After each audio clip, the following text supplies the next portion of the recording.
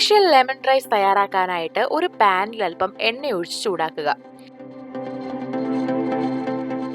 എണ്ണ ചൂടായി കഴിഞ്ഞാൽ കടുക്, ജീരകം, ഉഴുന്ന്, പൊട്ടുകടല, പച്ചമുളക്, കറിവേപ്പില, നിലക്കടല എന്നിവ ഇതിലേക്ക് ഇടാം. എന്നിട്ട് നന്നായി ഇളക്കുക. ഇത് നന്നായി വഴറ്റിയ ശേഷം ഇതിലേക്ക് തണുത്ത ഗ്രീൻ പീസ് കൂടെ ചേർത്ത് കൊടുക്കാം. ഒപ്പം ക്യാപ്സിക്കവും ചേർക്കണം. എന്നിട്ട് നന്നായി ഇളക്കുക. 2-3 മിനിറ്റ് ഇത് പാകം ചെയ്യണം.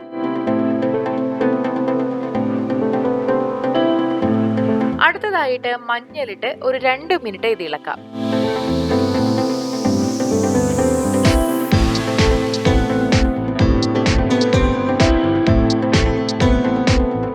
ആവശ്യത്തിന് നാരങ്ങ നീരും ഇതിലേക്ക് ചേർത്ത് കൊടുക്കണം. ഇതെല്ലാം പാകമായി വന്നിട്ടുണ്ടെങ്കിൽ വേവിച്ച റൈസ് ഇതിലേക്ക് ചേർത്ത് കൊടുക്കുക. എന്നിട്ട് നന്നായി ഇളക്കാം.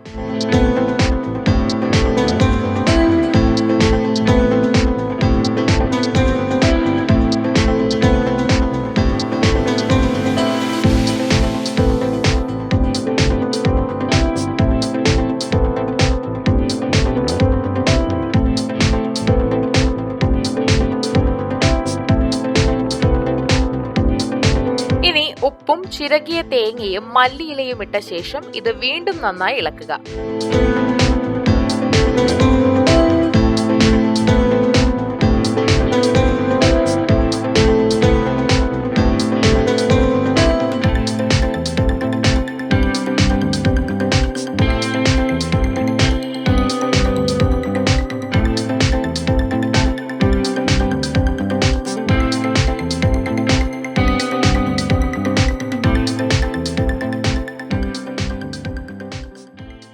നമ്മുടെ ലെമൺ റൈസ് ഇവിടെ തയ്യാറായി കഴിഞ്ഞിട്ടുണ്ട്. മല്ലിയില ഇട്ട് ഗാർണിഷ് ചെയ്ത ശേഷം ഇത് വിളമ്പാവുന്നതാണ്. ലെമൺ റൈസ് കഴിക്കാൻ താല്പര്യമുള്ളവരും കഴിക്കാത്തവരും ഒക്കെ ഈ ഒരു സ്പെഷ്യൽ ലെമൺ റൈസ് വീട്ടിൽ തയ്യാറാക്കി നോക്കുക. അപ്പോൾ ഈ വീഡിയോ എല്ലാവർക്കും ഇഷ്ടമായെന്ന് വിചാരിക്കുന്നു. ഇഷ്ടമായെങ്കിൽ ലൈക്ക് ചെയ്യാനും ഷെയർ ചെയ്യാനും മറക്കരുത്. ഇതുപോലുള്ള കൂടുതൽ ടേസ്റ്റി ആയിട്ടുള്ള റെസിപ്പികൾക്കായി സമയം മലയാളം സബ്സ്ക്രൈബ് ചെയ്യുക.